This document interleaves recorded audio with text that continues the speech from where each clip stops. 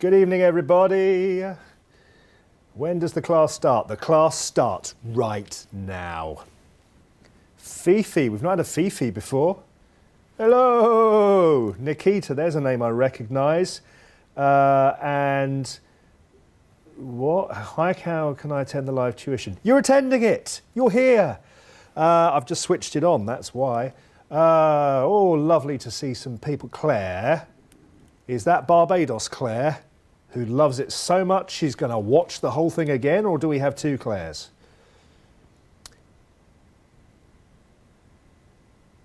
Yes, it is. So, one or two familiar names. Hiya, Phil. Fantastic. Good. I love it when there's a bit of a crowd. It makes it so much more fun. Good evening, everybody, and thank you for talking. As you can probably tell already, but if we've not met before, you'll get this idea very soon. The way I run classes might be different to the way others. It's going to be quite interactive. Nature of the paper, to be honest.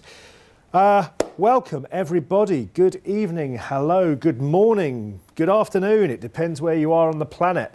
Last term, I had America, Australia in the same class. 12 hours, no, probably about 18 hours apart. We had everywhere in the last term. Be interesting to see what places we get this time. So, let's get straight into it. And let's do that, and let's do that. And let us begin.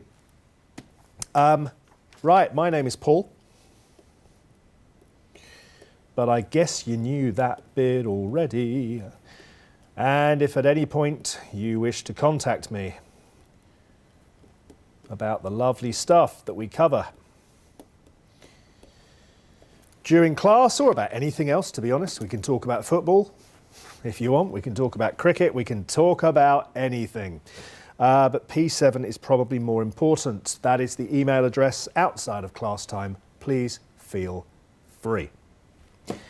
So, let me explain how this all works. For those of you who are seasoned veterans of live classes online with LSBF, we have changed things a bit this term. You'll have noticed, you remember last term it was 6 until 8. We're doing 6:30 to 8:30. Why are we doing that? Well, there's two main reasons. One reason is a practical issue here. We often have daytime classes in other buildings, and sometimes tutors were struggling to get to the building with the studios in by 6 o'clock. But the main reason is not that. The main reason is that on most papers this term, not all papers, but on those papers where we think there's more likely to be an international element to the students, we are running these live classes 3 times a day. We do one from 12 until 2, English time of course, one from 3 until 5, and to give me a little bit of rest time, the evening one starts at 6:30. So I've done what I'm about to do twice already today. So the good news, my friends, is that if anything goes wrong with the technology, which it won't, but if it did, we've already got 2 of these recorded and in the bag. So the basic plan is this: 3 live sessions, one after the other, all doing the same thing. It's the same show 3 times: the lunchtime, the matinee, and the main evening performance. We also have in London classroom courses, evenings and weekends, and all of those are going to go at the same pace, following the same plan, partly because our classroom students in London, as part of their package, also get access to these. So maybe somewhere out there right now watching this is someone who did the evening class in a classroom with me last night. I don't know. So all a bit of an experiment. And we're running them at different times in the day to try and fit with people in different parts of the globe. In fact, I'm not sure if she's going to be here. Maybe she is. But one of my Singaporean students, I'll tell you more about that in a minute, contacted me and said she wanted to fly to London to study P7 with me. I'm honoured.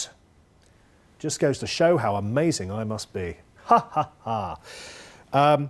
And I said, look, we have got online classes, so she's studying online. In Singapore right at this moment, it is 1:30 in the morning, and I've got a slightly scary feeling she might actually attend this later session. But we designed the earlier sessions to fit in with people who are further east of the UK, so that we're trying to pick on people's evening time, you see. So attend whichever one, thank you. Attend whichever class you find works for you. I am going to do my damnedest to make the 3 sessions run at exactly the same pace. It's not as easy as it might sound.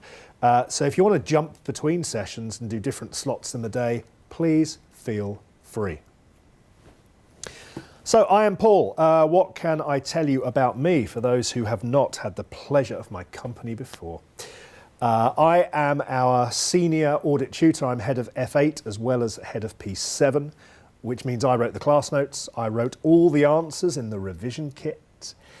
I am also head of our ACCA programs for LSBF. I mentioned Singapore just now. I spent 3 years living in Singapore. I came back last summer. I set up our Singapore office's academics out there, and there are now 3,000 students each term studying ACCA. And I've come back to good old rainy, horrible London. What was I thinking? I have been teaching for over 18 years now, all auditing. I'm an audit, corporate governance, ethicsy type of specialist. I have been head of training for a firm of accountants and auditors in London, so I've trained auditors for real.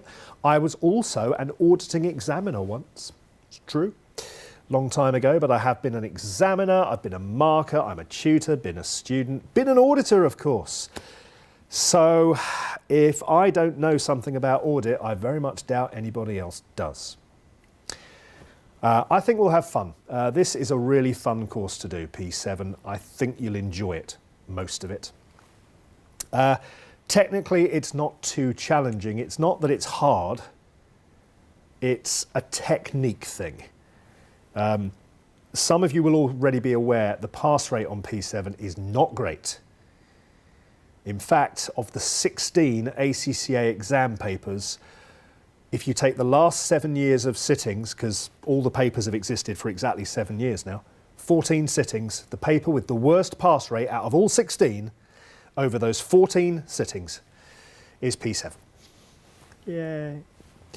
But that doesn't mean you're going to fail. It means we need to understand why other people are failing, because that way we can make sure you don't. You see? Anyway, that's probably about as much as you need to know about me at the moment. You'll discover more things, no doubt, during our course. In terms of how these sessions will run, we have 8 tuition sessions. They last 2 hours each. I will not be taking a break. When I teach auditing, I'm a man possessed. Once you get me going, you cannot stop me. So even though I've done this show twice already today, it'll be 2 hours straight through. Okay? Get the most out of our time. This class is normally on a Monday each week. The only reason we have a class at all this week, because most papers haven't started yet, the only reason we're doing this is I'm off to teach in Kazakhstan for a week in the middle of term. So we have a 1 week gap where the Monday won't happen. So today is like the replacement for that. That's why we've got a weird start on a Friday. Sorry if this is killing off your Friday night, it's killing off mine as well. And then on Monday we get into the regular Monday thing. Okay? So that is how it's going to work. After the 4th class and after the 8th class, there is a question and answer session, a mentoring session, where for half an hour I will be live online, but I won't be going through anything in the notes. I am here for you to ask me stuff. Of course, there's a risk you don't ask me stuff because you've already emailed me and we've dealt with your problems. So I will turn up with some exercises to do and we'll use those as the basis of the half an hour.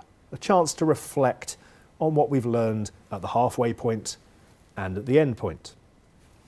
Some of you may already have booked on this, I don't know, but this is an 8-session tuition course.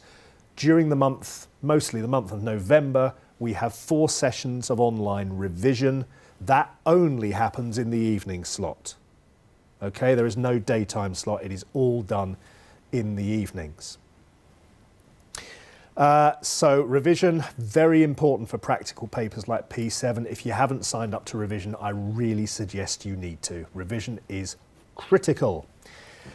If, on the other hand, you prefer to be in a classroom for revision and you are somewhere near the UK, I have plenty of classroom revisions in London as well.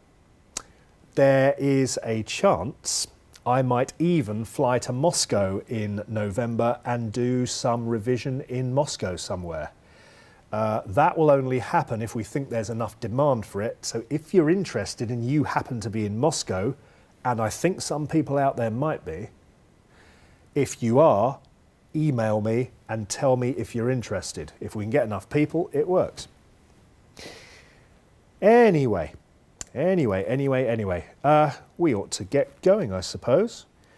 What should I tell you? I've told you about the classes. We record all of these sessions as well as them being live, so if you miss one, relax. You can still watch it back at a time of your choosing. So you can snuggle up on the sofa with a tablet or something and my lovely face on the screen. What a horrible thought that must be. Okay, right, let me tell you about some things. The study planner is still not up. Is it really? Are you sure about that? It's not up. It's not up. It's funny because I have supplied it. I actually want to change something on it, but I did supply it very late, like sort of end of yesterday. So if it's not up yet, my apologies. But it should be up. Okay, well, if 2 of you are asking, then yeah. So let me just see if I've got it here. No, I haven't. I'll arrange for that to be put up as soon as possible. My apologies, it's my fault because I did it late. Let me tell you what the plan is then for tonight's class. Tonight, the only thing we're going to be doing is looking at chapter 1 of the class notes. They will be up on the screen as I'm presenting, so don't worry if you've got nothing with you, it doesn't matter. And we won't even do all of chapter 1. We'll be aiming to do just the first 2 of the 3 topics in chapter 1, which is looking at regulatory issues for audit and looking at a nice sexy subject. Because tonight, my friends, I am going to teach you how to launder money. Yes, I genuinely am. So if you never finish your accounting exams and need another career to fall back on, hey, you can become an international money launderer. I'm going to show you exactly how to do it. Really. So that's the plan for tonight, and my apologies. But before we get to that, we have got a lot of other things to talk about. In terms of your materials for the course, there are 2 things that you need to be able to see while we're doing classes. They are the class notes, which are the script, if you like, the agenda for this course. There you go, that's what the class notes look like. We'll come back to that in a minute. And the other thing, which we won't need tonight, because this is class 1, but from class 2 onwards, is revision kit, because we need to practice some questions. It is a very practical paper, therefore we need to practice. And we'll be doing those from Monday. And we don't start with little baby questions, we go straight into real exam questions. Passing P7, as I will talk more about shortly, is like learning to swim, it's like learning to ride a bike. If you want to learn to swim, there's no point getting into a pool that's only 1 inch deep. No, get straight in a proper pool. You've got to practice proper swimming from the start. If you want to learn to drive a car, get in, switch it on, drive. It's the only way, isn't it? The only way. Okay. So those are the only 2 things we'll need during this course. There is also a study manual. So we will use in class. Everything you need to see, I will put up on the screen, okay? So you will always have that, even if you haven't got anything in your hand, relax, it will be there on the screen. You also will have a study manual. And I need to tell you something about our study manual, because if I don't tell you, you are going to spot this and you're going to go, oh, hang on a minute. So let me explain. Due to a slight admin mistake at our side, it still has the June 14 syllabus and study guide in the front. It's not been replaced with the new one for December. However,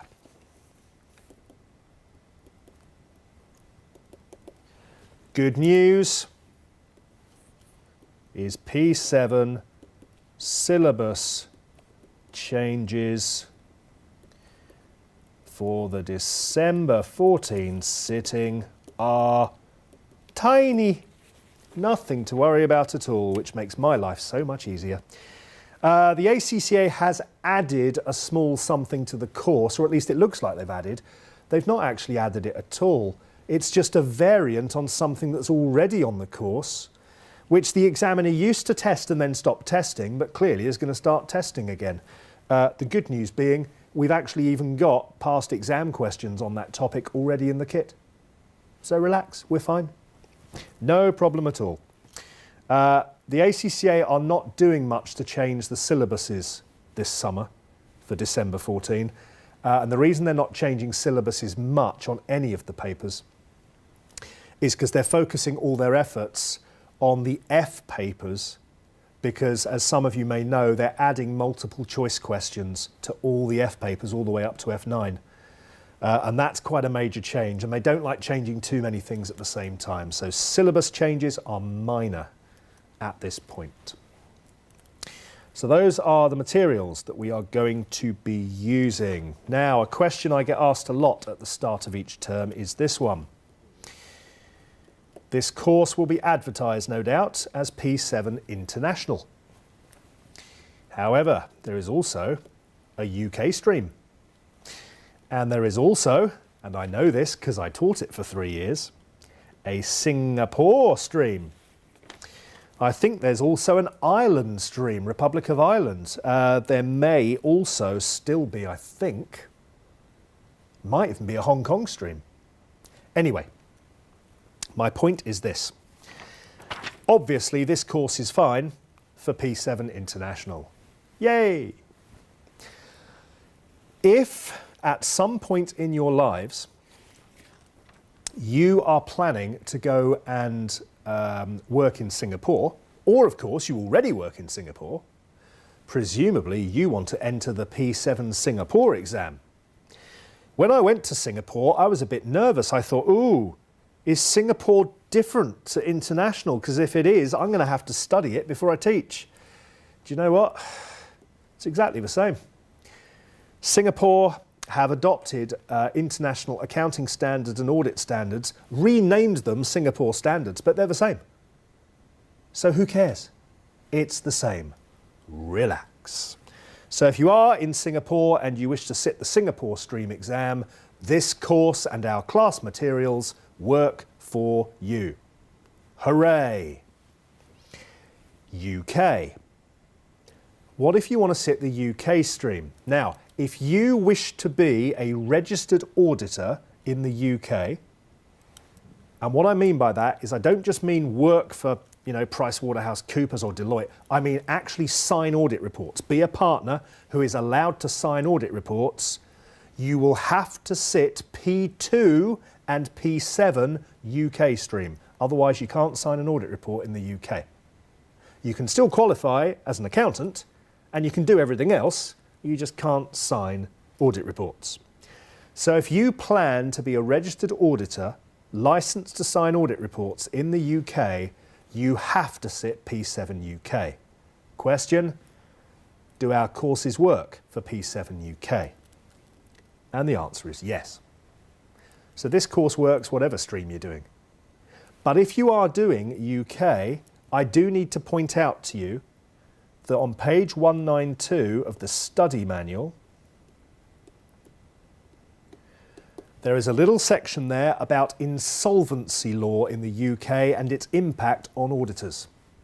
Because on the UK paper is the international paper plus a little bit of UK law. If you've read the insolvency stuff, you're covered. I can't add to it. I wrote the bit in the study manual, by the way. I can't add to it.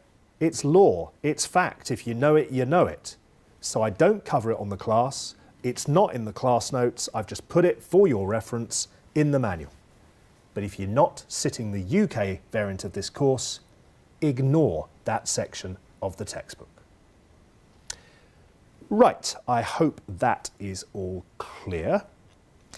So, whatever stream you're planning to sit on P7, I don't care. This course works for you, trust me. The examiner is the same for all of them. There's one examiner, she sets the same questions and answers. Really, she does. Okay, so that's international and UK. Just before we start talking about what P7 is, and very importantly, understanding why that pass rate is so bad, because we do need to look at it, I'm afraid. We can't ignore this horrible fact. A little warning. I say warning. Warning makes it sound negative. I just want to avoid you guys having a problem.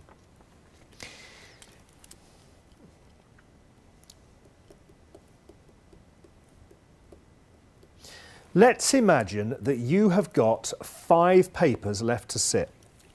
And let's imagine you've got the following 5 papers left. Let's say F9, P2, P3, and 2 option papers. Let's say P6, P7 is your plan. Okay, so you've got 5 papers left to pass. Most of you will be absolutely happy with what I'm about to say, but to avoid problems, please listen carefully. If you have decided this term to sit just 1 paper,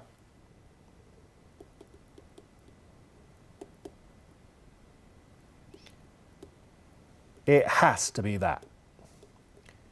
Because the point I'm getting at here is you must sit the exams including the lowest level papers you've got left to pass. You can't miss them out. So if you want to do 2 papers, so let's add a second paper, you would have to do F9 and either that one or that one. Because P1, 2, 3 are a module, F4 through to F9 is a module, the option papers are a module. You don't have to sit the modules in order, so you can do P1, 2, 3 in any order you like. But you can't do option papers and ignore the fact you've got P1, 2, 3 papers left. If you want to then add a third paper, it would again be the other one of those. If you want to sit 3, it has to be F9, P2, P3. My point is that if you want to sit P7 and you're a student that looks like this, you could only sit it if doing 4 papers. So if you've got some old resits to deal with, you have to enter the exams on those lower level papers. You can't miss them out. And I feel I have to explain this at the start of term when I teach P7. Because it seems every term we get at least one student who gets to the point later in term of signing up for their exams and the computer says you can't sit P7. And they come back and say, Paul, the computer says I can't sit it. And I say, well, looking at your exams, I know you can't sit it. And I explained all this at the start of term. And then the student says, can I have a refund? And I say, no, because the class is virtually finished. You've had the course. So look, make sure right at the start of term that you are studying papers that you can physically sit. If you're not sure at all, there's an easy way to check this. Just go to ACCA's website, log in, and try to enter the exams. No need to pay for them yet, just try. And it will tell you whether your combination works or not. Anyway, you probably knew all that, but every term I have this problem, so I just want to make sure. Let's get rid of that. Right, next thing.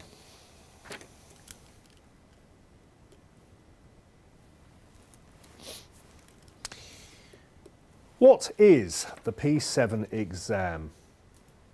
This thing isn't working. Has anyone got any ideas? When you say this thing isn't working, you can obviously type in text. So when you say this thing isn't working, can you give any clues as to what you mean?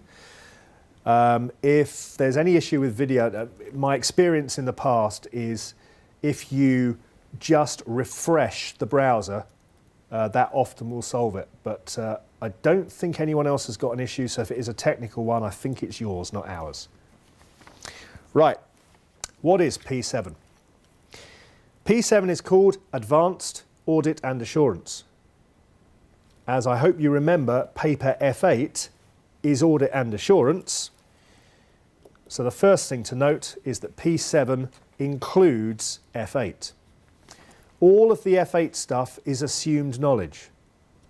I know you sat F8 500 years ago and can't remember any of it. Relax. Anything from F8 that you need to know, I will cover on this course. There is one bit of F8 which doesn't seem to interest the P7 examiner.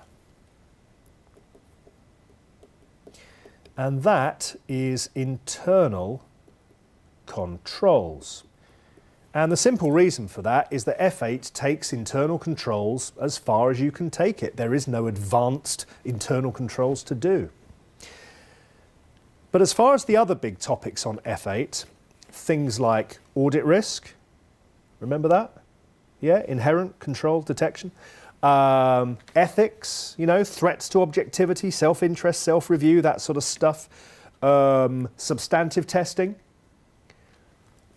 audit reports, stuff like that. All of it is not just on the P7 course. Those are core areas, guaranteed exam questions.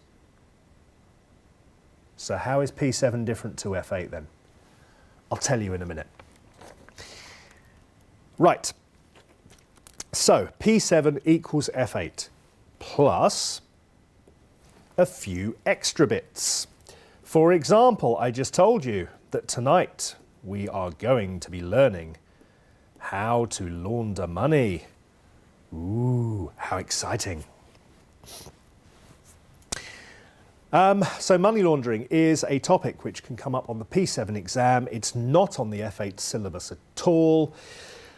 So we will be investigating that tonight.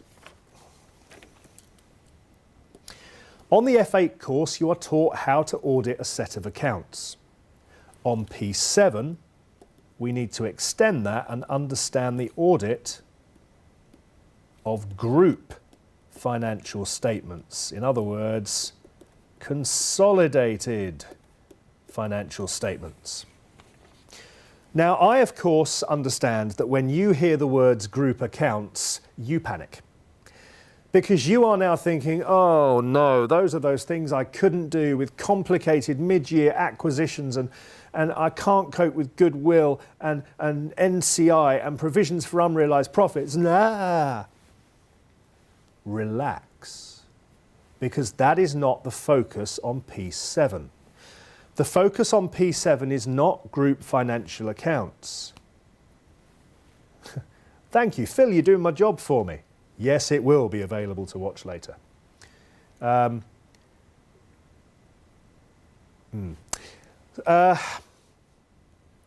focus is on the auditing of the numbers rather than the numbers themselves. So I'll give you an example. Let's imagine that you were auditing, well, let's go with LSBF. You are auditing LSBF. LSBF is part of a group of companies. So if you're the auditor of the LSBF group, you will give the opinion on the consolidated financial statements of the group. Fine. Well, you remember how I said that I was in our Singapore office for 3 years? Well, our Singapore office is going to be part of the group. But Singapore does not use the pound. Singapore uses the Singapore dollar. So obviously the numbers would have to be translated before you can add them up into the UK accounts. And then there's another problem, because Singapore has Singapore accounting standards and Singapore audit standards. Now you know they're the same thing because I told you earlier. But if you were auditing the consolidated accounts, you'd have to check out any overseas subsidiary to find out how those numbers have been prepared, because they might be using different accounting rules to what you're used to in your country. And you can't add up two sets of accounts if they follow different sets of rules. And anyway, what does a set of accounts look like in Singapore? Is it the same as UK? Profit or loss, balance sheet, cash flow? Is it the same? The point is you don't know, do you? So you'd have to check all of that out if you're the group auditor.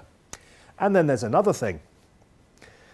Who's actually auditing the Singapore subsidiary? If you're lucky, it's your firm, and if you're really lucky, you get flown out to do it. Singapore's a nice place, lucky you. Alternatively, if you're a big firm of auditors, maybe you have a Singapore office, because all the big firms are out there, which means you don't get to travel. Oh, you just get to phone up the Singapore office and go, hello, can you go and audit this company, please? But what if the Singapore office of LSBF is being audited by a different audit firm to yours? Because now you've got to find out whether the methodology of the Singaporean audit firm is the same as the methodology you're using. Because you cannot say the group accounts are true and fair if you've no idea how the Singapore figures, which are included in those group figures, have been checked. And what if the Singapore company has a different year end to the holding company in the UK? You see, my point is, with group audit, most of the issues are practical issues regarding different year ends, different accounting rules, different firms of auditors. It's practical rather than technical. I think you'll like group auditing. It's one of the nicest parts of the course, I reckon. What else is different? Well, in chapter 3 of the notes, when we get there, which won't be tonight, we look at the topic of practice management. That is managing a practice, running a firm of accountants. So we look at issues like, how do you decide how to set fees? How do you win new business? How do you keep that business? How do you make sure the quality of your work is good enough? Because you don't want to get into trouble with the law when you're a firm of auditors. Reputation, very important. And we also look at this little thought. When you get home tonight, assuming it is tonight for you, you might switch on the television. You'll see adverts for dishwashers, adverts for washing up liquid, adverts for shampoo, cars. You probably won't see an advert where a nice suited gentleman or woman comes on and says, hello, I'm an audit partner from Ernst & Young. Would you like to buy an audit? Because our audits are really terribly good. So why do firms of accountants not advertise on television? And presumably they do advertise, so where do they advertise and how do they advertise? And are they allowed to say things like, hello, Ernst & Young Audit here, we're so much better than Deloitte? Are they allowed to say that? And if they're not allowed to say that, what are they allowed to say? Now, things like advertising rules apply to all accountants. It's not just audit. I'm an accountant. So in a similar way, am I allowed to say to you, I am the best accountancy tutor out there? Now, I might believe that to be true, but the point is, am I allowed to advertise that I'm the best?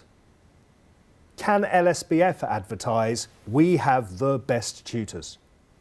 Now, I'm not going to answer that question tonight. I'm just sowing a seed for you to think about. And not on Monday, or maybe on Monday, but probably not on Monday. But in our class the following week, class 3, we'll take a look at the answer to that. Again, I think you'll find it interesting. And it's not difficult. And I think you're probably right. The answer's probably no. But why? That's the question. When you study the F8 paper, one of the first things you're taught is positive assurance, negative assurance. Quick refresher, when we do audits of accounts, we do them quite detailed, lots of detailed testing, and the result is we can provide high-level assurance. Meaning in our audit report, we can say, yes, the accounts are true and fair, or no, they are not. And that is known as positive assurance, because you sound fairly positive, fairly sure. However, sometimes companies will come to us and say, I don't want you to check my accounts, I've got that covered, I want you to check something else. And on P7, we spend quite a bit of time looking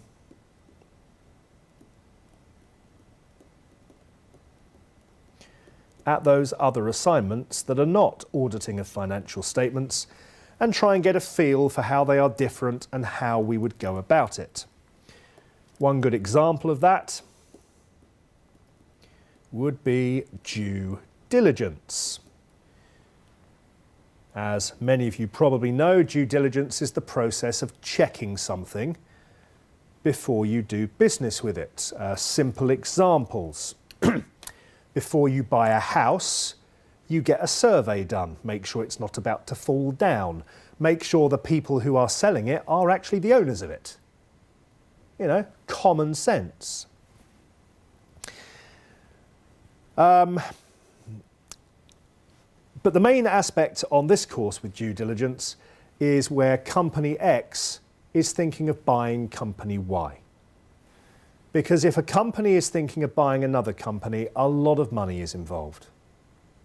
And in that situation, company X should really check out company Y before it buys it.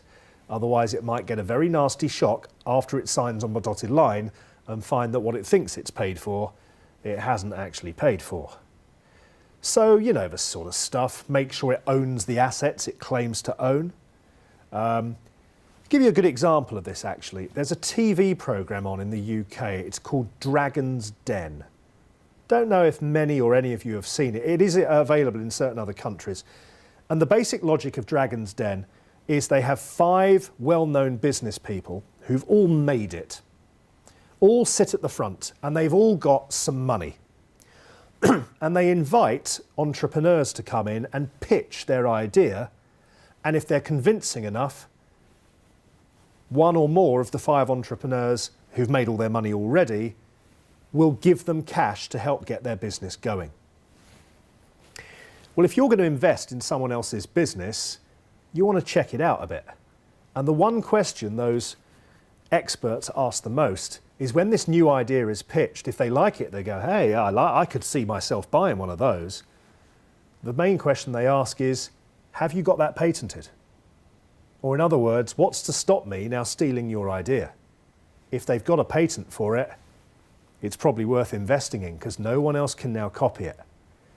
That is due diligence, checking out that if companies look like they've got fabulous products, they've got them intellectual property protected so other people can't steal them. It's common sense, isn't it?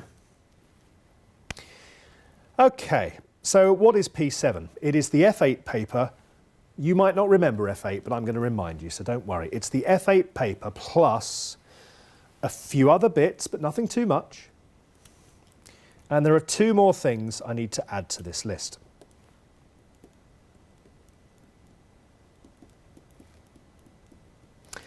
Current issues.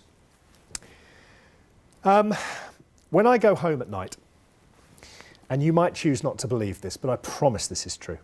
When I go home at night, if I sit down in front of a computer, my children have all gone to bed, my wife's probably in bed as well, I may sit down at the computer and I go and research current issues in audit. I like to know what's going on. It's my job, it's my career, it's what I do. And I genuinely do like to know what's happening.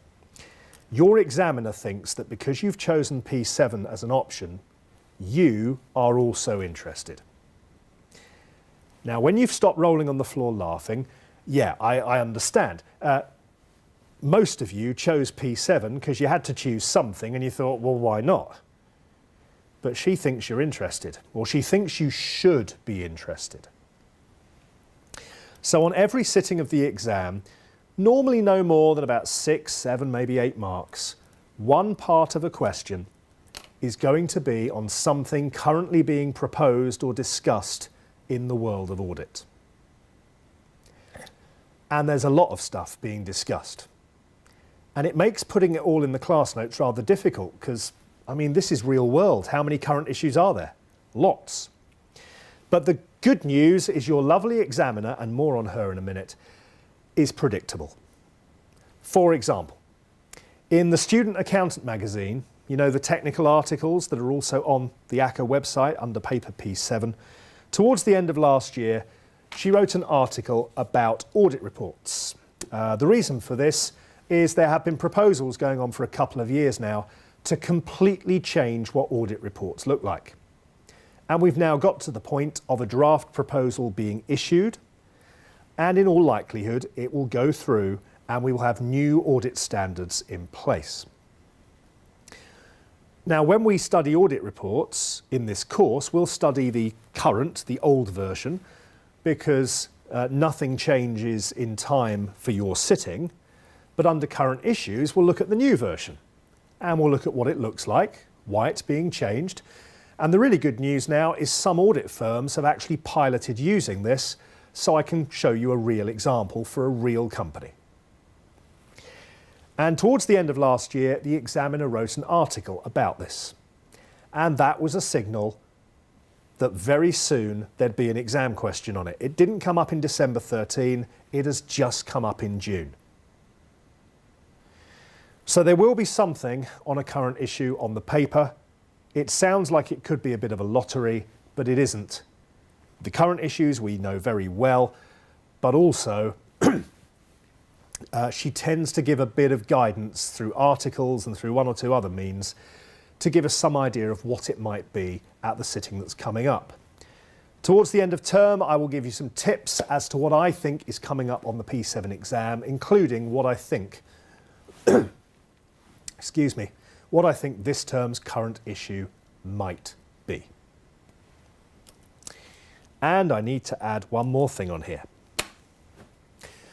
I said earlier on that P7, passing this exam, is a bit like learning to swim, learning to drive, learning to ride a bike, that sort of thing. At least I think I said that. This is the third time I've done this today, so maybe I haven't said it yet. But it is a very practical thing. This exam is 90% application and only about 10% knowledge. But there is some knowledge there. And the knowledge is quite important because you cannot apply technique to something if you don't understand the something in the first place. I said earlier on that the big core areas of F8 are core areas on P7 as well. Audit risk, audit tests, audit reports, things like that. And the thing is, you cannot explain the risk of why those accounts might be wrong if you don't understand the underlying accounting rules. And the bad news is that on P7, it's not just F7. You need to be happy with the accounting standards all the way up to P2. And that means all of them. Now I say all of them, that's not quite true.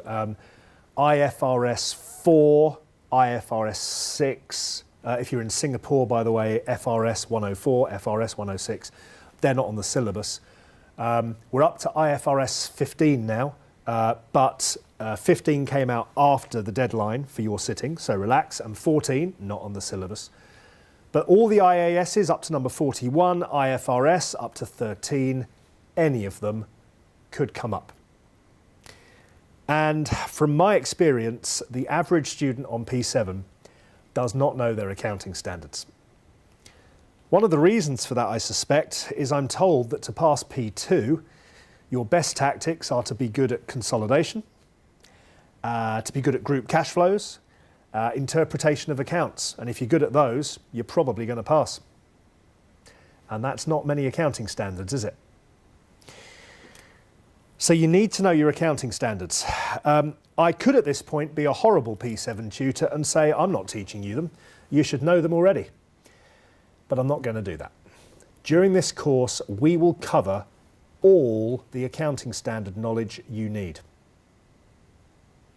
I know.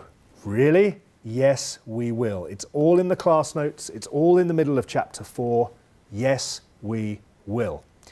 Because it is revision for you, we will do it fairly quickly.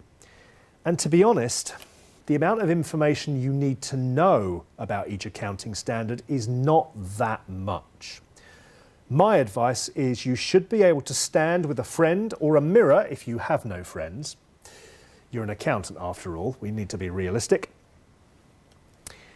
And you should be able to stand in front of a mirror or one of your friends and talk for 30 seconds or so about every accounting standard. Because the logic is for 30 seconds you should focus on the essentials. So I'll give you a quick example. Let's look at, I don't know, IAS 37, Provisions and Contingencies. What do you need to know about that? Now, we will cover it during the course. This is just to give you a flavour of how much you need. What would I tell you about number 37? I would tell you that if there is an obligation at the year end, either legal or constructive generally coming from companies making a promise rather than any legal agreement, the company should provide for the amount if it is probable that the amount will be paid in the future. If, on the other hand, it is only possible that it might be paid in the future, in that case, no provision, just disclose the information in words. That's called a contingent liability. Probable, liability in the accounts. Possible, just explain it in words. Anything less than possible, ignore. Now, I've missed out contingent assets, which are in IAS 37 as well, I know. But if what you've just heard makes you sound, okay, yeah, I remember that, you'll be fine. If you just heard that and went, no, didn't catch that, could you say it again? The answer's no. Because if that's how you're feeling, you are below where you need to be. There's no need to do anything yet. Let me get through chapter 4, about halfway through the course, and if at that point you're feeling really worried about standards, go take a look at your P2 class notes. And just do a little bit of extra work. There's somewhere else you can look, and I'll tell you in a minute. But everything you need to know, I am going to cover. But it should be revision. Fifi, calm down. You're getting overexcited. No one should ever get overexcited in an audit class. It's not a good thing, trust me. So, we do need to know our accounting rules, because if you don't know your accounting rules, you're going to find auditing a set of accounts rather difficult, aren't you? Okay. Well, I have now told you what is on there, so let's now take a look at the actual exam. The exam for P7 is, of course, 3 hours and 15 minutes of reading time. There are also professional marks on the paper, as there are with all the P-level papers, but I'm not going to be covering anything about professional marks and reading time until much later in the course, because they're really about exam day technique, and it's too far away from exam day. What is it, 13 weeks? Where are we at the moment? December the 1st, it's about 13 weeks and 3 days away, I think. About 94 days, if you're counting down. That was an estimate. If I'm a week out, I apologise. Okay. It is 94 days. I've just done it in my head. I'm right. Okay, the exam. Question 1 will be worth 35 marks. Question 2 will be worth 25 marks. And question 1 and 2 are compulsory. No avoiding those. Questions 3 through to 5 are worth 20 marks each, and you have to do 2 out of 3. Now, here is some very good news. The good news is this. We have had the same examiner 14 sittings in a row since December 07. She was involved as the assessor for the previous examiner under the old system. So we've had a lot of consistency with this paper. And on every single one of those papers, in fact, every question one, at least going back 14, 15 years under old exam systems, question one is always the same. Because question one is going to be an audit plan. And that means you are going to get a lot of marks for finding and explaining risks. Risks of what? Well, that could vary, as you'll see when we look at this part of the course, but predominantly looking for the risk that the financial statements might be wrong. The risk of material misstatement. So it's coming up for lots of marks. So there's no excuses really, as long as you've done the practice and you know how to answer them. More on that in a little while. That should not be a problem question. Question 2, 25 marks. When I see your exam paper, the first thing I will do is look at question 2, because this is the one question where there's a little bit of variation. I wouldn't call it a lottery. We know what's on the syllabus. It has to be something from there. But this one you get a bit of variety. Typically, it is either a non-audit assignment, you know, like due diligence, as mentioned earlier, or it could be both, in fact, practice management, issues in running a firm of accountants. But as I said, it could be anything. So the good news is the big compulsory question, we know what it's going to be. Question 2, we sort of know. I should stress at this point, there are no rules saying the examiner has to do this, she just does. And bearing in mind the pass rate is rubbish already, she is not going to change everything and surprise everybody without telling people like me first. Questions 3, 4 and 5 are usually as follows. We normally get something we like to call the matters and evidence question. So there'll be maybe a couple of stories, maybe 3 stories, and it will say what are the matters you are considering and what audit evidence should be on your audit file once these have been audited. Okay? The matters you're likely to think are going to be what are the relevant accounting rules for this situation? How material is this? Do we think they've got it wrong? And the evidence is going to be things like bits of paper, documents, you know, invoices, order forms. It might be physical inspection of an asset to prove it exists. It could be analytical procedures. It could be confirmations from third parties, anything like that. Question 4 on the exam is frequently ethics and professional issues. So you know the sort of thing, ethics, confidentiality, should it be breached, self-interest threats, self-review threats to objectivity. Professional issues, that could be a lot of things. So we'll wait until we see a question, and we'll be doing one of these on Monday, and I'll give you a plan of how to attack it. And the final question is usually, not always, but usually audit reports. And on every sitting I have ever seen, at least 2 of those 3 are there, and you only have to do 2.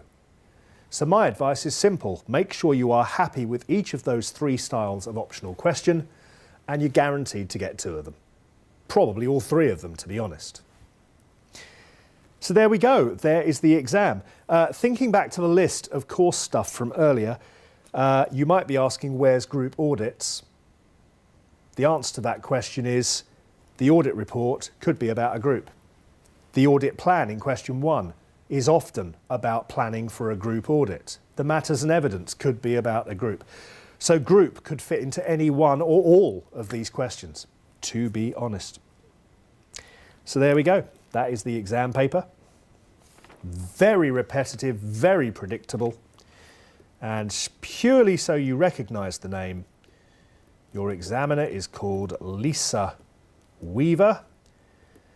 I should forewarn you that Lisa is a tutor. She's not allowed to teach P7, of course. She knows what's coming up. She wrote the exam. But she does teach P2. Yeah, she's a corporate reporting tutor, which is one of the reasons why your accounting knowledge needs to be good. I would be lying if I described Lisa as my best friend, because she's not. However, I did used to work with her. She's a tutor like me. We worked for the same company for a while.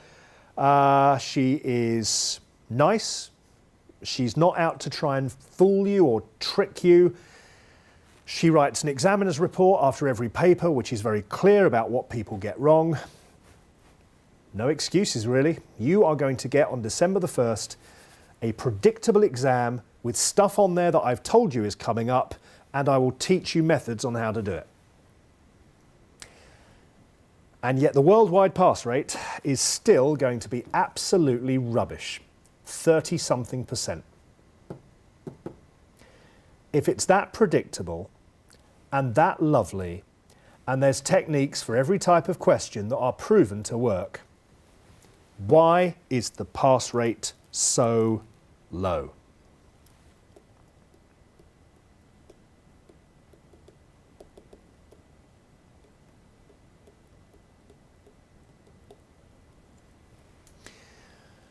This is the most important part of the first class. I might even say the most important part of the entire course, which is why you will hear it repeatedly during the course. Why do people fail? I will tell you. One reason is poor knowledge, not of audit standards, but of the accounting standards, the IAS and IFRS. You cannot be a police officer if you don't know what the laws of the land are. Otherwise, how would you know if someone's breaking them? You cannot be an auditor if you don't know what the accounting rules are. Otherwise, how would you know if someone's breaking them? So poor accounting knowledge, I'm afraid, is a problem. But there are bigger problems.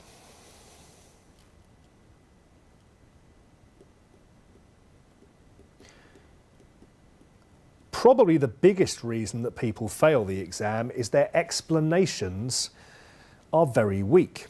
Why is this?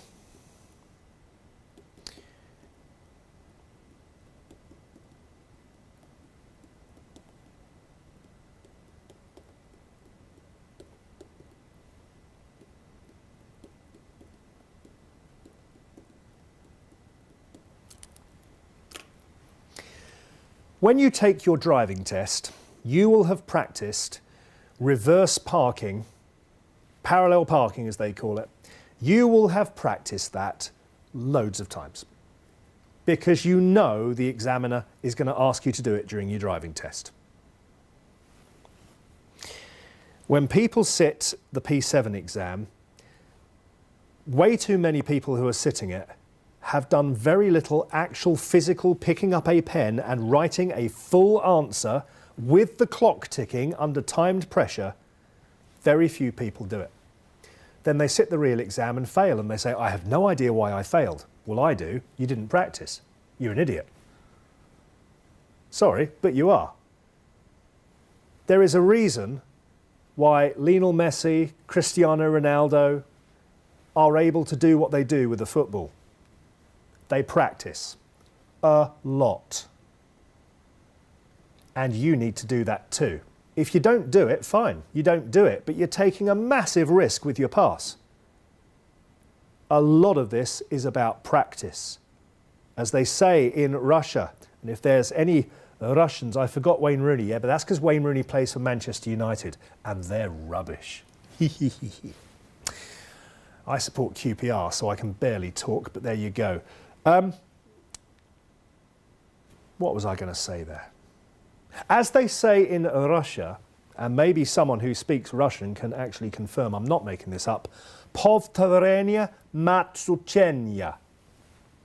Repetition is the mother. Da. Spasiba. Repetition is the mother of education. We learn through repetition. It's a bit basic, but phew, does it work? Now, there is something very, very important that you need to understand. Very, very important. Sorry, I just need to scroll something down here because there are now so many comments. You are falling off the end of the screen.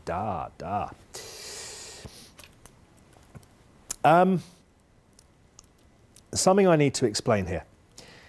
The explanations are critical to passing this. It's not just the quality, it's also the manner in which you explain it.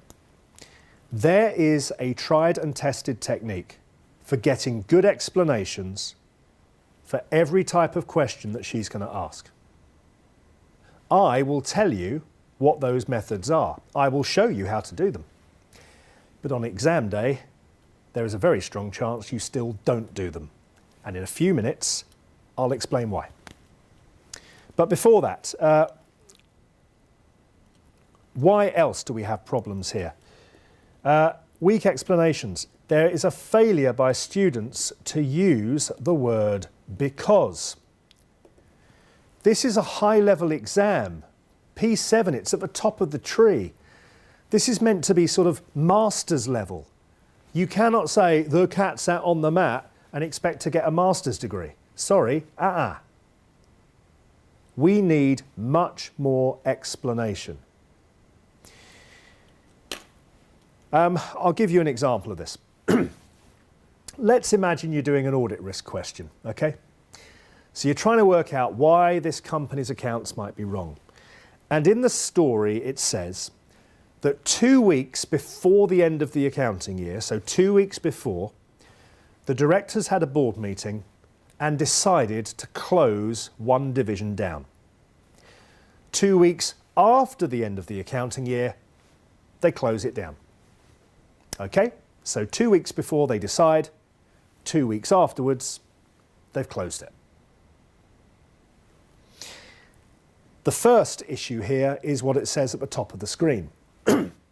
To be able to spot the audit risks here, you need to know what the accounting issues are. Now, hopefully one of them in this respect is relatively obvious, but there are in fact up to 3 accounting issues here. Let's go with what I hope is the most obvious one. If we're talking about closing part of the business down, I'm hoping you are thinking out there, wherever you are in the world, IFRS 5, well done. Discontinued operations, assets held for sale.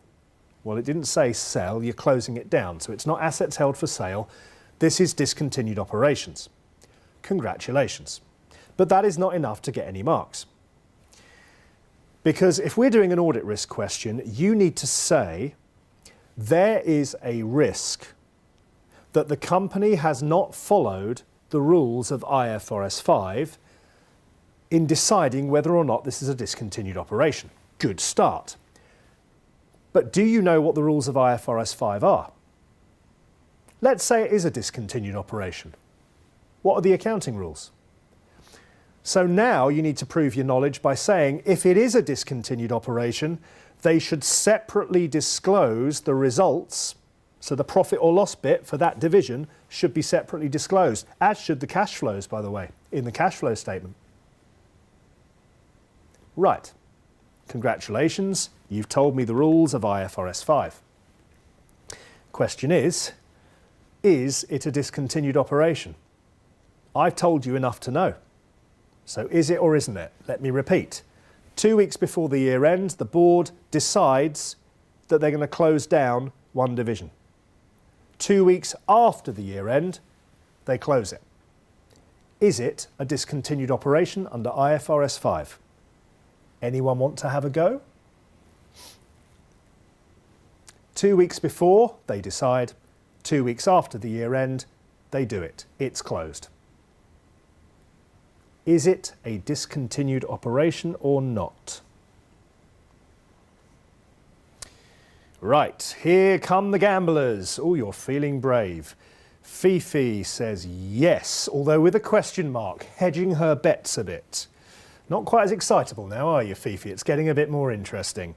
Phil says it's discontinued because they made the decision, and my Russian friend says da, and Nazan says niet. So the majority are going with yes currently, and we have one no. Here is the answer. The answer is no. Oh, Nikita, you should have waited a few more seconds. You've blown it. The answer's no. It's not discontinued.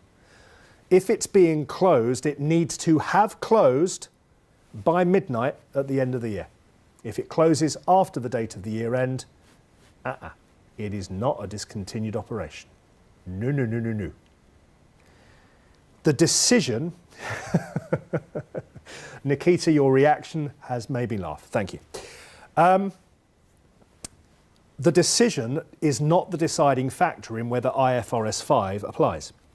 The decision is important for something else, but not for IFRS 5. You see, if they've decided to close part of the company down, I'd be asking the question, why are they closing it down? Sounds to me like that division is underperforming, probably loss-making, which means the accounting issue I'd be raising at the year end is IAS 36, impairment. I'm not sure I'd go quite as far as going concern, although I see your point. Because if you're shutting something down that's bad, surely that improves the company's chances of survival. But if it's a major part of the company that's gone bad, fair enough. But I would say the risk is that at the year end, they have assets relating to that business unit, which frankly aren't worth much. If they were worth something, wouldn't you be selling them? You're not selling, you're closing them down. Okay, let's stop. Do you see my point here? Suddenly you're thinking, oh, my accounting knowledge wasn't as good as I thought. Now, I've deliberately picked quite a nasty accounting standard that a lot of students have problems with, but I'm just proving a point. And the thing is, even if you know what the accounting rules are and you say that isn't a discontinued operation, you've still not answered the question. The question was audit risk. This is what you've got to say. Right, thought process. It's not a discontinued operation. The risk, therefore, is they do separately disclose the data. Here's the audit risk. There is a risk of over-disclosure of data of the results of that separate part of the business because the directors think it's a discontinued operation when, under the rules of IFRS 5, it isn't because it didn't close till after the year end. And that's what gets you the marks. It's looking a little bit more difficult now, isn't it? Because you need the knowledge. But even if you know the accounting rules, you've got to be able to explain it in audit risk way. Ooh, what fun. Nikita, you could have a note in the financial statements saying that shortly after the year end the business was closed. What you cannot do is separate out the financials. Otherwise you'd be disclosing information you are banned from disclosing. I'll explain more in chapter 4 as to why it's banned, but there we go. Yes, loads to think. You'll notice in there, by the way, if you were listening, I said danger of over-disclosure because, you've got to explain things to get marks. Too many students write, there is a risk IFRS 5 has not been followed. Right, but you're not telling me why. And you're not demonstrating you know the rules of IFRS 5. Tell me you know the rules and then use that to tell me why there's a risk. Okay. So, There's poor knowledge of accounting standards, weak explanations. Another reason the pass rate is so low, there are very few marks for calculations and for knowledge in general. There are clearly some, as you've just seen, for knowledge, but typically there aren't many calculations on this paper, potentially none at all. And students don't like written papers. If I said to you, here's a calculation, have a go at it, you would. If I say, go and write out an answer in words, a lot of people sit there and don't want to do it.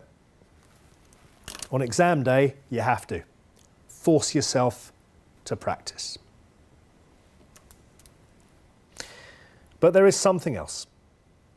Something else. Now bear with me, because this will sound like a slightly weird explanation, but I want to talk to you about golf. Let me talk to you about golf, because you need to understand something about golf and why it's the same as P7.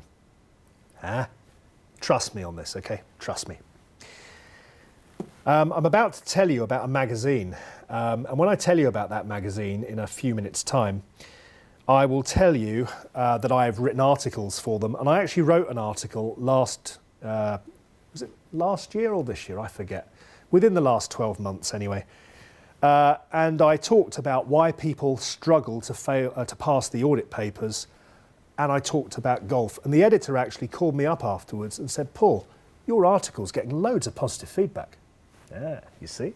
So you want to listen to this. Golf.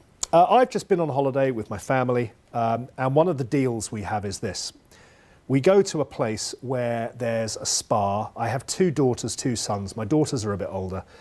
And the deal is, if my wife, daughters want to go to the spa and have treatments and a bit of pampering, fine. And I get to play a round of golf. That's how it works. I don't get to play a lot of golf. I work too hard. A lot of people do. I love golf. And there is nothing more annoying on a golf course when you've got this luxury of 1 round of golf.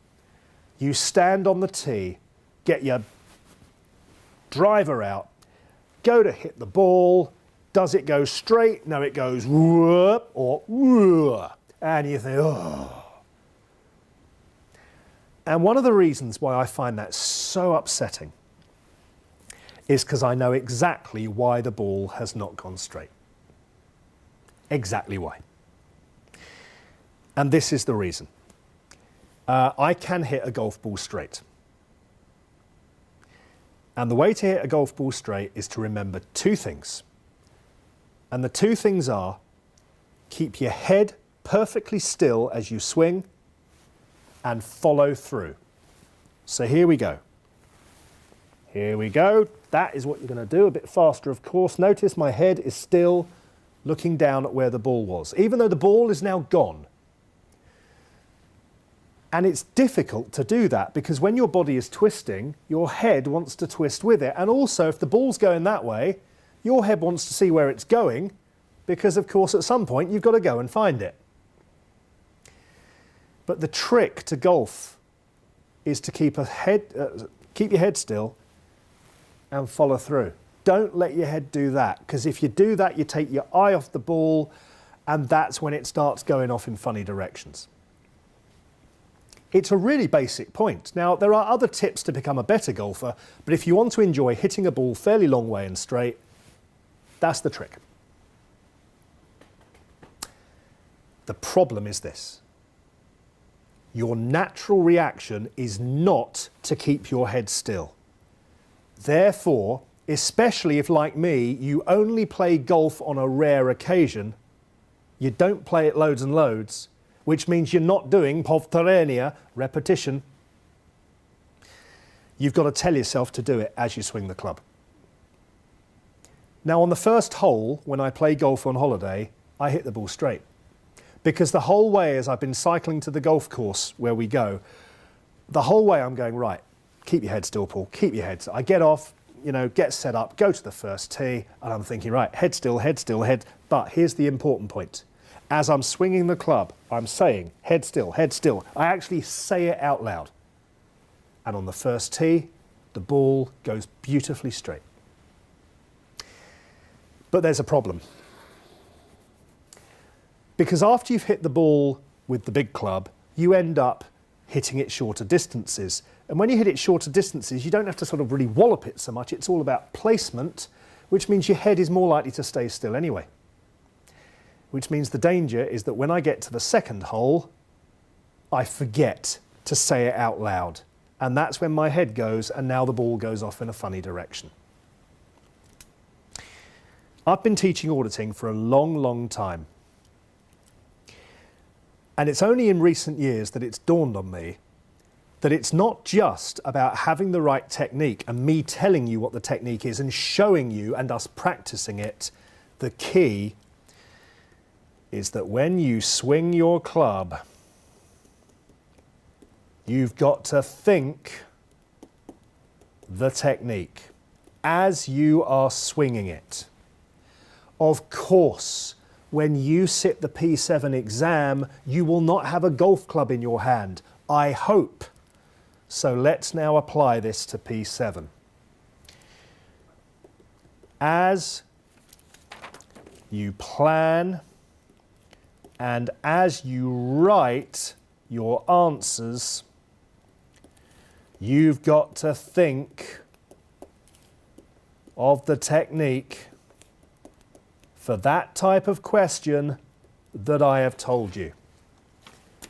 And you've got to keep thinking it, because otherwise halfway through your answer, you'll take your eye off that ball and now you're going to start writing stuff which is not the way the examiner wants, because you're not thinking the right thoughts anymore. You've got to think this all the way through your answer, point after point after point, because if you don't, you will fail. A very nice student of mine, male, before you start making assumptions, by the way, a male student of mine, lovely guy, rang me up recently and said, Paul, he'd just done P7. He said, Paul, I passed 75%. I thought, fantastic. That's probably top 5% of students in the world, possibly top 3%. Fantastic. And I said, that's great. I wasn't surprised. He's a good student. But he said, to be honest, I was a bit nervous when I was studying P7 because you made it all sound like just do this and it will work. And I did it and I got 75 and the pass rate's rubbish. Why does everyone fail this? It's easy. I said, yeah, I know. The thing with him, though, is he accepted at a very early stage that it was all about technique. So the whole way through the course, that's all he was focused on. So he just did exactly what I told him. He believed me entirely, totally trusted me, and just did it. I mean, why wouldn't you believe your lecturer? But some people go into the exam and whatever I've told them disappears and they just do their own thing. If you came to me 1 hour before the exam and said, Paul, help, I'm panicking, I'd say, right, calm down. This is what you're going to do. On question 1, when it says risk, you will think these thoughts. You will silently chant them to yourself as you are planning and writing the answer, and you'll be fine. When you're doing the non-audit question, you will think this. When you're doing the ethics professional issues question, you will think this. It takes me about 5 minutes. It's the last thing I'll tell you on revision right at the end of the course. You do that in the exam hall, you pass. Easy. So it's all about technique and, very importantly, thinking the technique as you are doing it. We are almost at a point where we're actually going to open the class notes. Can you believe 1 hour and 20 minutes? Haven't opened them yet, have we? But that's how it goes, you see. That is the way we do P7. Lots of preparation and technique before we get down to the detail. Okay, so we've talked about 2 more things to do, then we open the class notes. Resources. I mentioned a magazine just now. There is a magazine. You can find it online. If you prefer hard copy, register and they will post one to you. And it's called pqaccountant.com. It is a totally free magazine.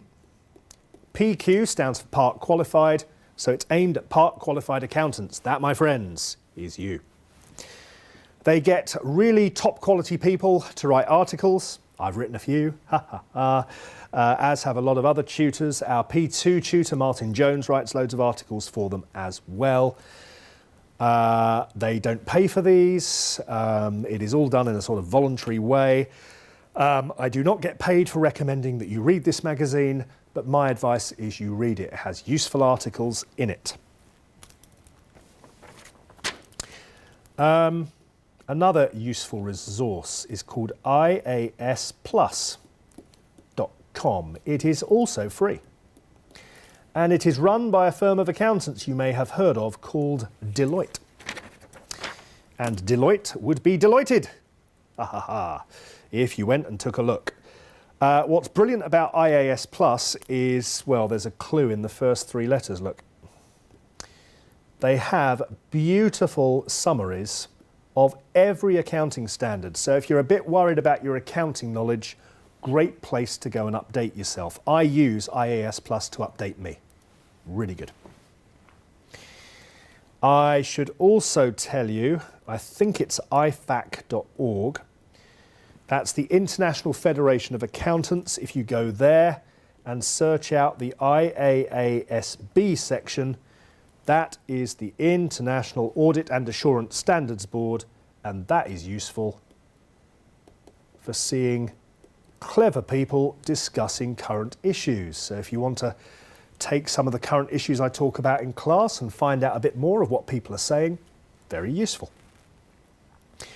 And of course, I shouldn't have to say this, should I? I do hope that you do know that on ACCA Global, there is a section on P7, as there is a section on every paper. You'll find technical articles there, mostly written by the examiner and members of the examining team, so well worth reading those. And after every sitting, the examiner writes a report explaining why some people got it so wrong. Probably a bit early for you to be reading that, but at some point, very useful for you to read it. All of this stuff, of course, I read and I will pass it on to you. But remember, this is like learning to drive a car. It's like learning to swim. You've got to do it yourself, haven't you? The more you do yourself, the more reward you will get. Right. Before we get into the class notes, there are some general tips, 3 of them, that I want to share with you because they sort of affect the whole course.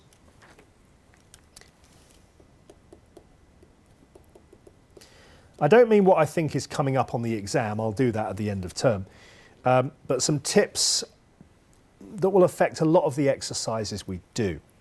2 of them I've mentioned already, and then there's one more.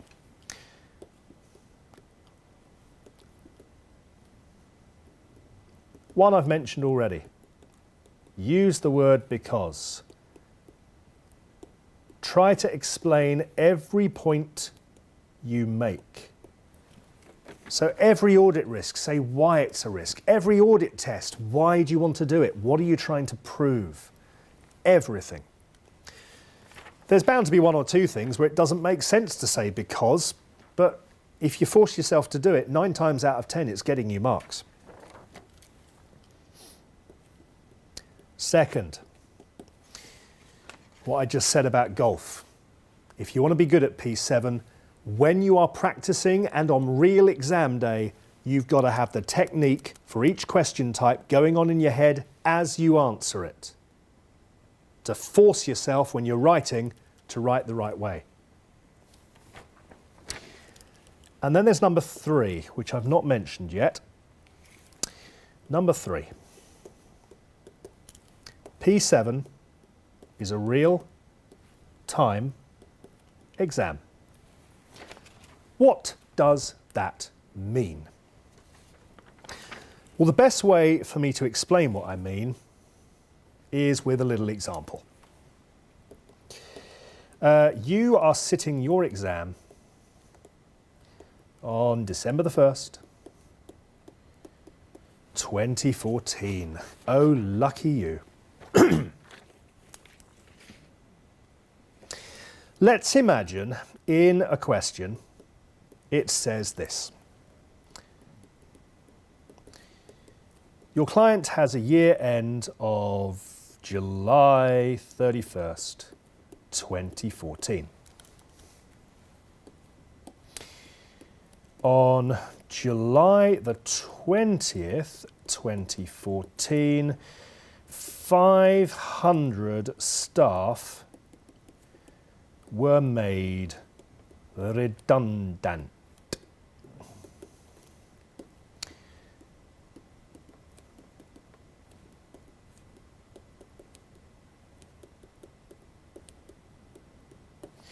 The company has put a provision in the statement of financial position at the year end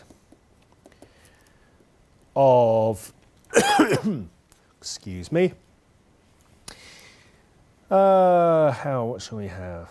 5,000 of, I don't know, 2.4 million bucks.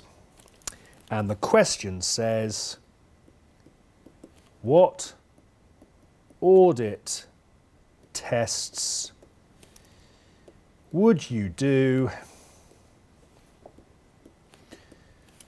Getting a bit low here, to test the valuation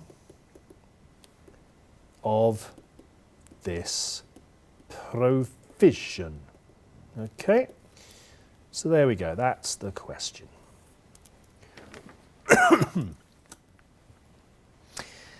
Right, so we've obviously not started the course yet, so making you do an exam standard question, which this is, would seem a little bit harsh.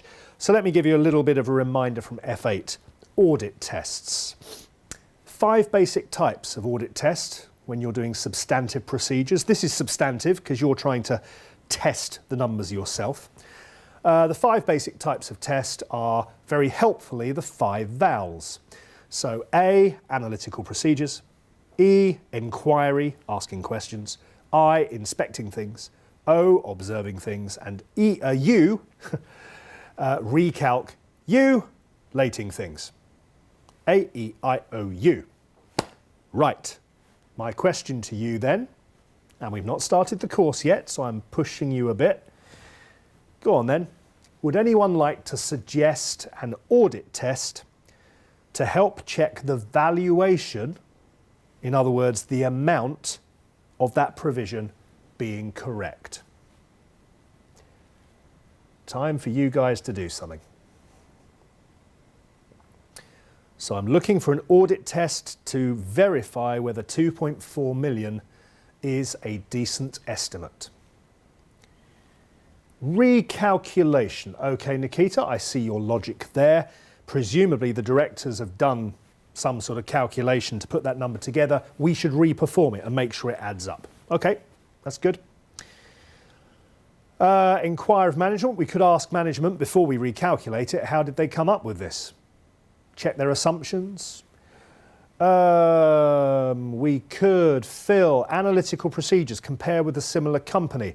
If there are other companies in the industry also doing redundancies, and if there is an industry sort of norm for how much to pay people, maybe that will work. We've got investigate previous pay slips. A lot of redundancy pay is based on people's pay. So checking how much people are paid would help us to work out how much they should get. Reconciliation of the redundancy calculation. I'm not sure I understand what you mean by reconciliation. Reconcile to what?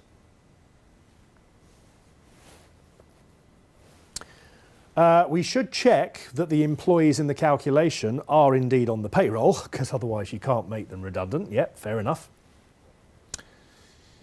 Presumably there's some sort of agreement with staff as to how much they're going to get paid. Maybe it's in their contracts, in fact. If it's not in their contracts, maybe we'd have to get legal advice as to how much should be paid.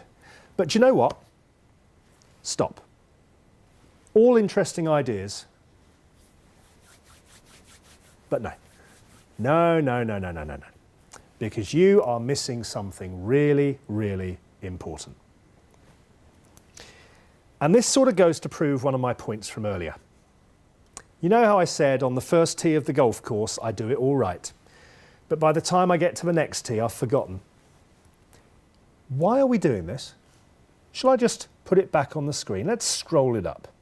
Because I deliberately took it off the screen knowing that you'd ignore why I'd set this up. I'm trying to prove to you this is a real-time exam. You are sitting this exam on December the 1st. The year end is July the 31st, and on July the 20th, people were made redundant. Go on then, Nikita, or anybody else. What's the audit test to check if that 2.4 million looks about right?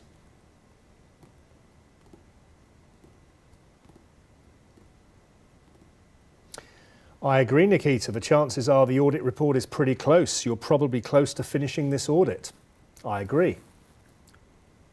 Thank you.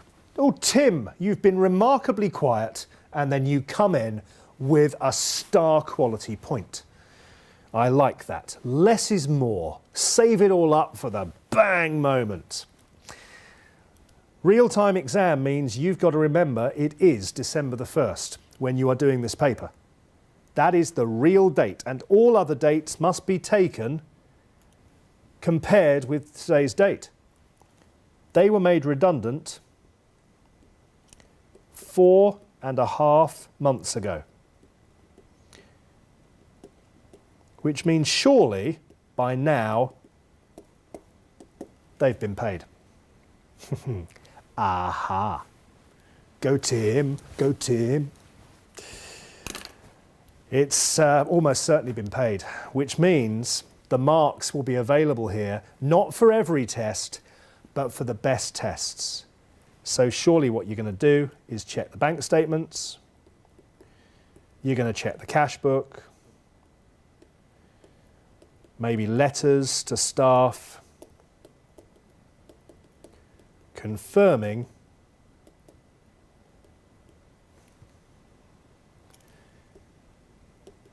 the amounts paid.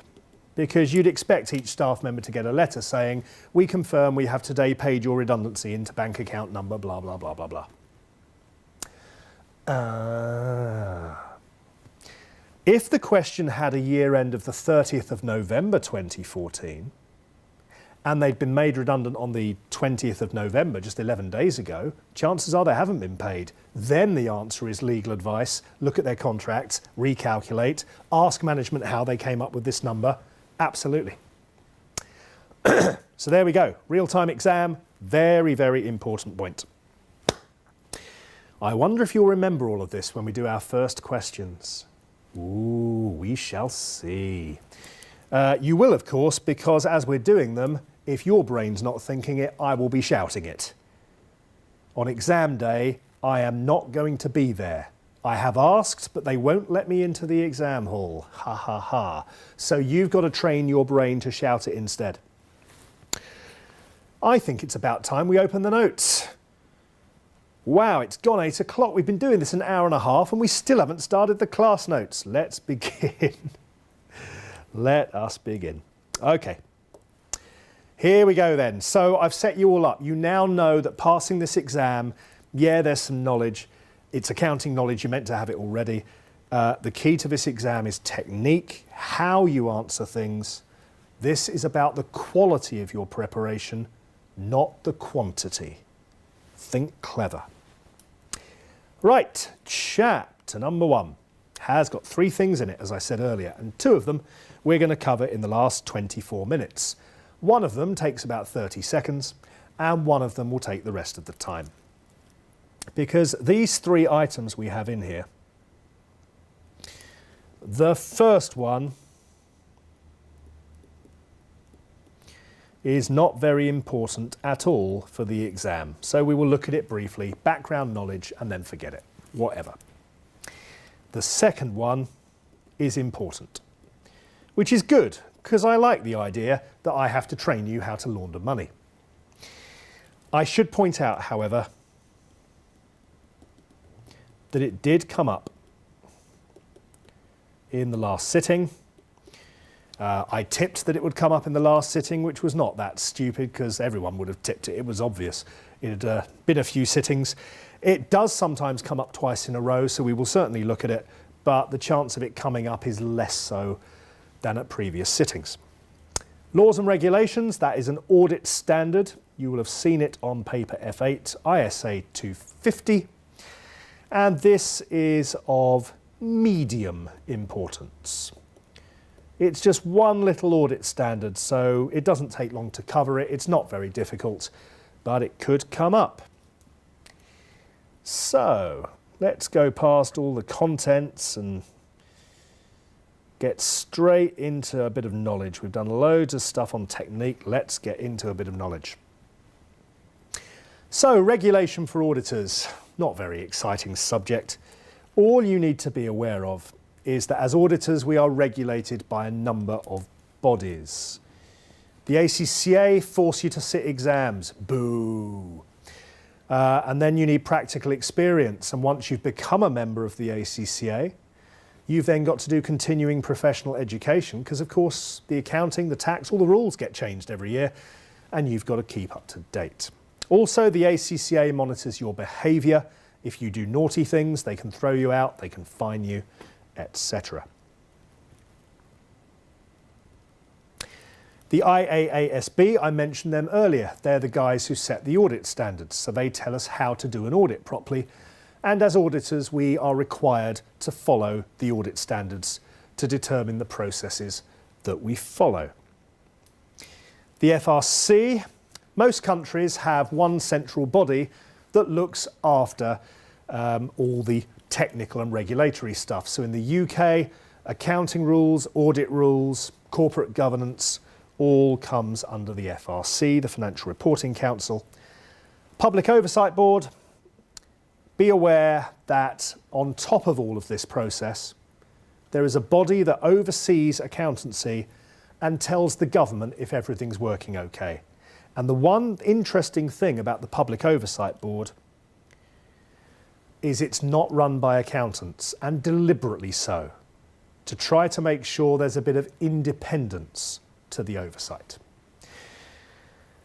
The only other bit of regulation worth mentioning is corporate governance. It is assumed knowledge, from paper P1 especially, that you should know about governance. So hopefully you can remember that there are principles about directors' remuneration, performance-based, the role of non-executive directors, chairman, chief executive should not be the same person, communication with shareholders, and all that sort of stuff. The only real bit of importance for P7 is the bit that's got the word audit in, audit committees. So I hope by the time you sit the exam, you've spent 5 minutes just refreshing your memory, just in case it comes up, as to the fact that audit committees should be independent non-executives, not the finance director.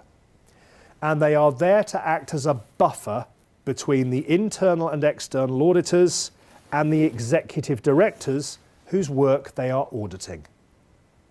By having that buffer, we should improve the independence and the quality of both audit functions. Now, that is mainly an F8 topic, but it could come up on P7, hence it gets a brief mention. But we are going to finish off tonight looking at how to launder money. And before we look at the class notes, we're going to take a look on a separate page. Now, I find the best way to explain money laundering before we look at the technical detail is to give you a real life example. So, let's imagine that last night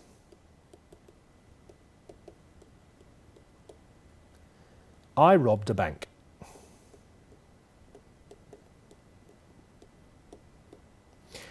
And I got away with 30 million bucks. I managed to avoid all the CCTV cameras. I was very careful not to leave any fingerprints or any other DNA or any other evidence at the scene. Front page news today, massive bank robbery. No one has a clue how I did it. Someone call Sherlock Holmes. Nyahahaha. Slight problem. And the problem is this. I've got 30 million bucks. Fantastic. But the whole point of robbing the bank is because I want a nice big house in the country. I'd like a nice apartment in New York. I'd like a nice apartment in Singapore so I can go back and stay there from time to time. And I'd like a few nice beachside villas and things so I got somewhere to go on holiday. I would like a Ferrari. No, I'd like a Lamborghini. Always love Lamborghinis. I would like a Ferrari as well. What the hell? I would like a nice watch that's not a fake. 4 or 5 nice watches. I like variety. I want some nice clothes. I would like a private helicopter. And hey, I'd like an island. I like the idea of my own island. I think that would suit me down to the ground. Yeah, it is a long list. I'm a very demanding and discerning person. Right. So, off I go to the Ferrari showroom in London. In I walk. Sorry, Lamborghinis, wasn't it? In I walk to the Lamborghini showroom and say, "Hi, I'd like to buy that one there, please." I then open up my briefcase and start piling wads of cash on the desk. And do you know what happens? The guy who I'm talking to lifts his knee under the desk so I don't realise he's doing it, and he presses the panic button.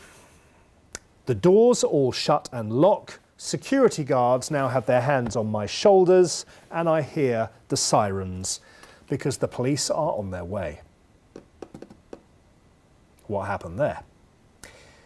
No, they don't know I've robbed a bank. Yet. But turning up and paying for a $300,000 car, if you're in Singapore listening to this, you're going, no, $1 million. I know, cars are expensive in Singapore. Turning up and paying for this in cash is very suspicious, because most people who have not robbed money, who are rich, do not go carrying it around in suitcases. It's in a bank account. So the moment they see lots of cash, they go, whoa, where'd you get that from? And for safety, they shut the doors and they're going to take me to a little private room until they know what's going on here. Because they think I'm a crook, and they don't want to handle my money if I'm a crook, because as you'll find out shortly, that means they're a crook, because now they are handling the proceeds of crime, which means they are at risk of being punished, which means they'll lose their business, and they don't need that. Right. Problem then. I've got all this money, but if I try and spend it to buy something expensive using the cash, the police get called. So I go to a bank and I say, "Hello, I'd like to open a bank account. Here's 30 million. Guess what? The doors have just locked, the security guards are coming, and they've called the police. Anyone in a business where a lot of cash is moving, whether they sell expensive products or they're a firm of accountants handling clients or they're banks, need to ask questions about where that cash came from. And if you've not got a decent cover story, they're going to report you. How annoying. 30 million bucks. I can buy a pint of milk with it. I can go down to my local pub and buy drinks for everyone with it. But anything more than that, I can't buy it. Unless, of course, I find another crook and buy it off them. But you don't want to do business with crooks. They're crooks. How do I solve this dilemma? All this cash and I can't spend it. Simple.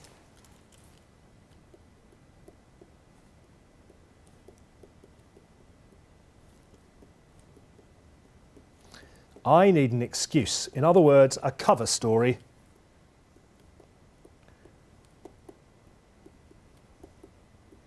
for why I've got so much money.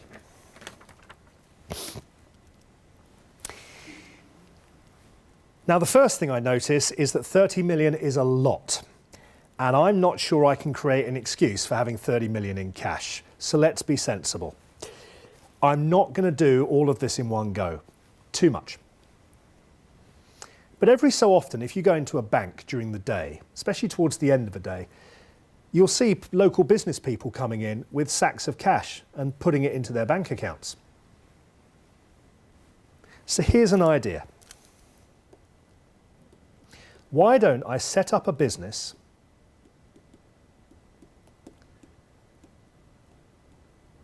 and importantly, it needs to sell things for cash.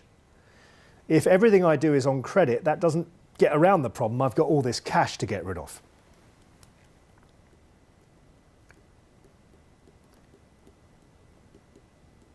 I then pretend the 30 million is sales in my business. And if I can persuade people that's what it is, I can get it into a bank account, and then at the year end, I can pay myself a bonus or maybe a dividend. Bingo. I can take the money out. Now, to start a brand new business and suddenly be making 30 million a year would seem a little unlikely. So if I'm sensible about this and not too greedy, I start up a business and I pass my 30 million through it alongside some real sales as well. Because if all of this business is pure fraud, it doesn't exist apart from my bank robbery takings, I'll get discovered. So I start up a real business and I put an extra bit of money in every week. And gradually the 30 million goes through the business and comes out the other side. Now, if I do this, some of that 30 million I'm never going to get, because don't forget, businesses pay tax. So I have to accept that in order to spend some of that 30 million, I can't have all of it. So you steal 30 million. To be honest, if I could get 10 million of that looking legitimate, i.e. cleaned up, laundered, I'm a happy man. Because 10 million is still a lot of money, isn't it? And that is what money launderers do. They put it through what looks like a legitimate business, make it look like sales revenue, and then take it out as profits. If they're the owner, as dividend. If they're the director, as pay. Notice this will only work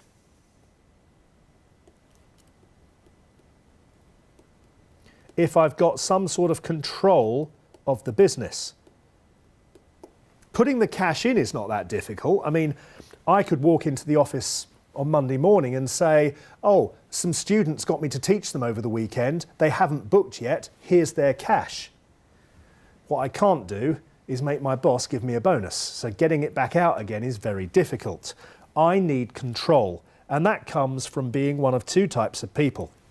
I've either got to be a fairly senior director or a major shareholder, because they are the sort of people who can make businesses do what they want. Which is why the best thing to do is to set up your own company. Trying to do this through your existing employer, unless you are very senior, could be very difficult. Not impossible, but difficult. It needs to be a cash-based business, which means shops, they're great for laundering money, restaurants,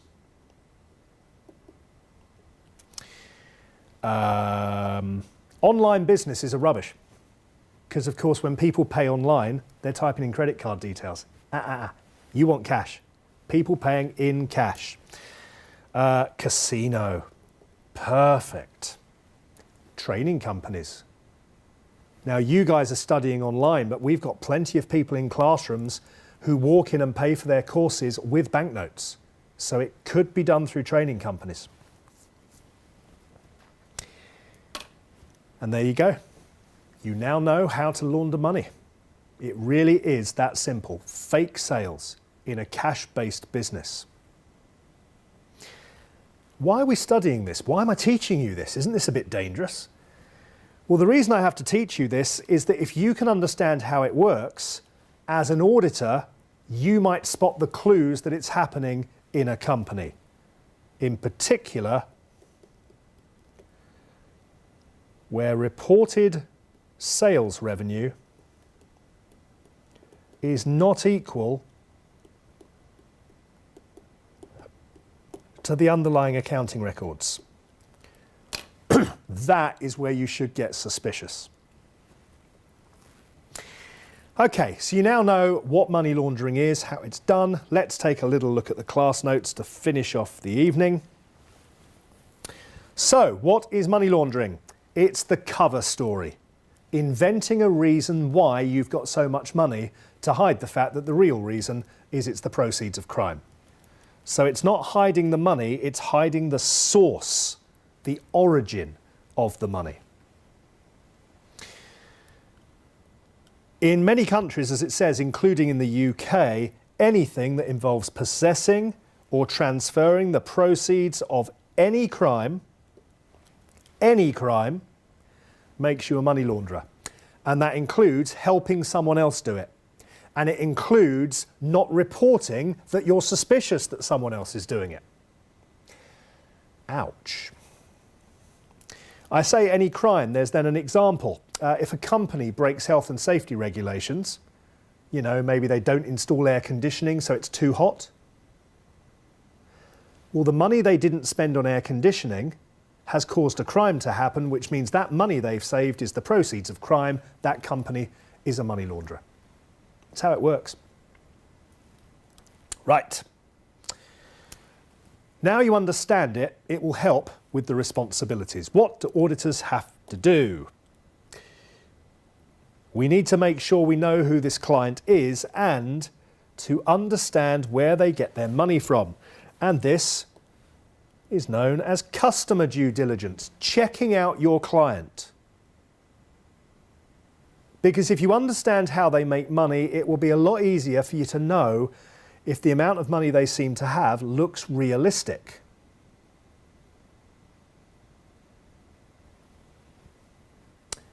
If you are suspicious, you must report suspicions to the relevant authorities. In the UK, this is called the National Crime Agency. And you must not let the client know you are suspicious and reporting them. Two reasons for that. Number one, if they know you're onto them and reporting them, they'll run away and they'll avoid prosecution.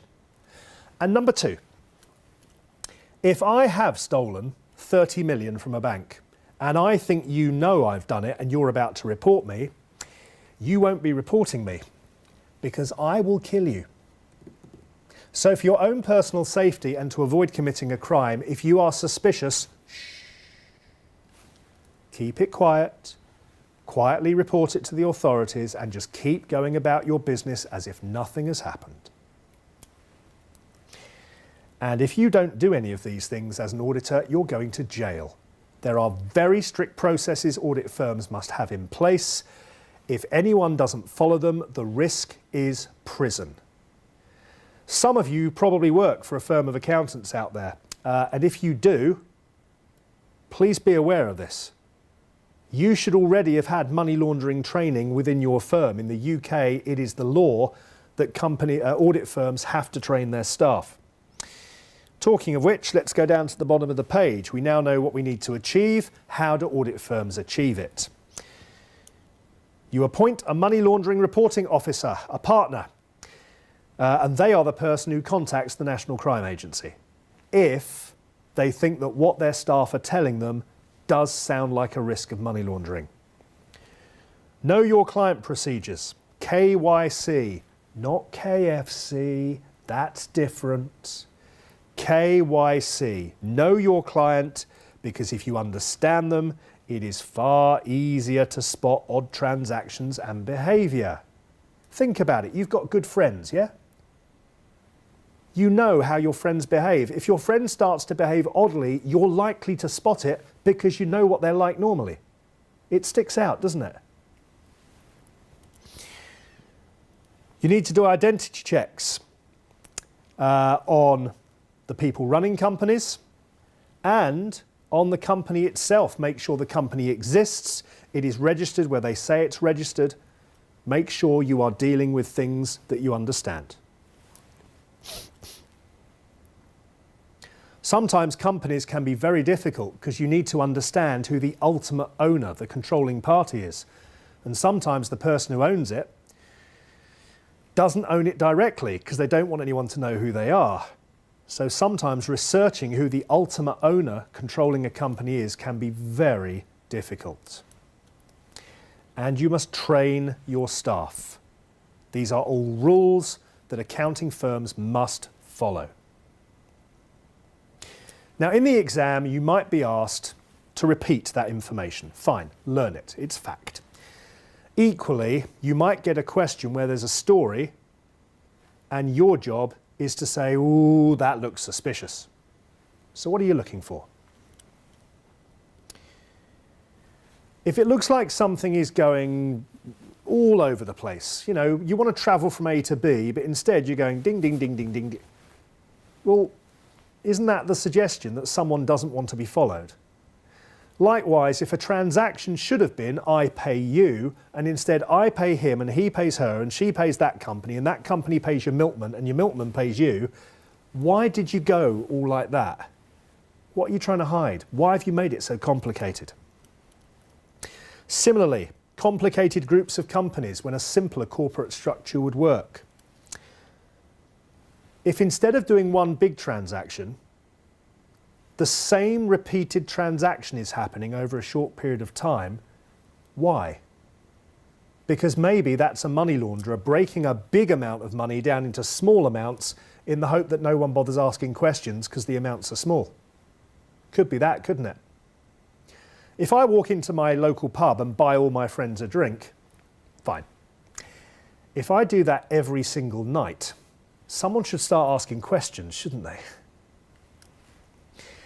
And if new companies are created that are never used to trade, why? It might be genuine, it might be fine, or maybe this is a money launderer setting up another company, another entity that they can bounce a transaction through as they create a nice long complicated trail to try to avoid being detected. And as I said before, look out for any cash-based business where the sales revenue does not match the underlying records, because that is how the typical money launderer works.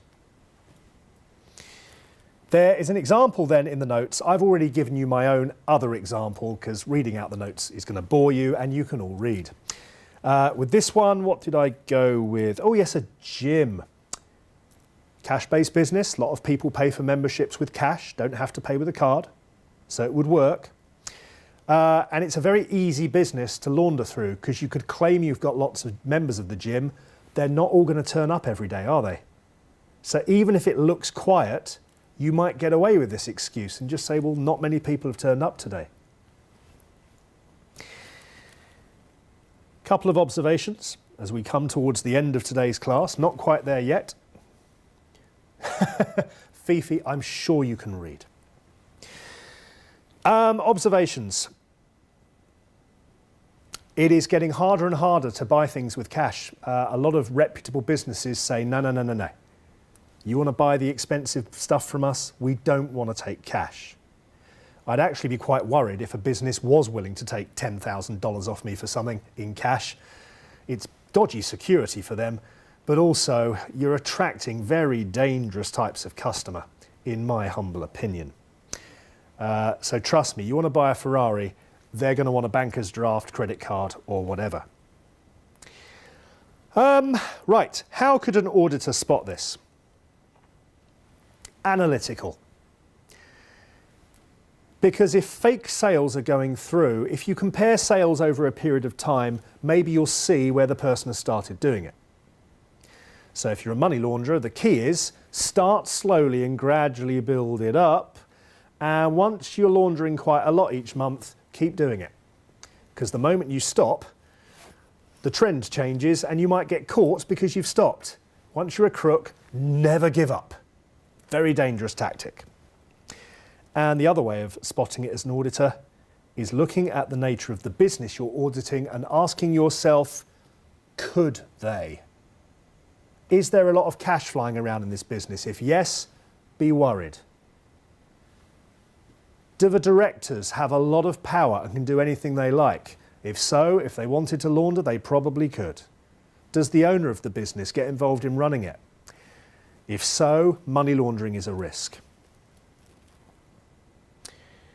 Down at the bottom of the page, and the last thing we will do tonight, so the timing has worked out perfectly, yay, Three more situations just to give you examples. Now remember, if your client is committing any crime at all, then the proceeds of that crime mean they're a money launderer.